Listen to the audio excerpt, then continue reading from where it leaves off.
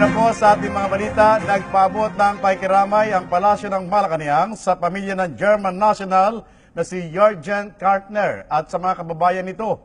Ito pa matapos matagpuan ng Armed Forces of the Philippines ang mga labi nito sa sitio Talibang, Barangay Buanza, Indianan, Sulu kahapon. Ayon kay Presidential Spokesperson Ernesto Abella, determinado ang pamahalaan na panagutin ng mga may kagagawa nito. Iginit pa ng palasyo na patuloy ang pamahalaan sa pagresolba sa terorismo. Samantala naman, nananatili po ang mga labi ni Kartner sa morgue ng Kuta General Teodoro Bautista sa ospital para po isinagawa namang karagdagang pagsusuri pa bago ito dadalhin sa Maynila at tuluyang ihatid sa bansang Germany.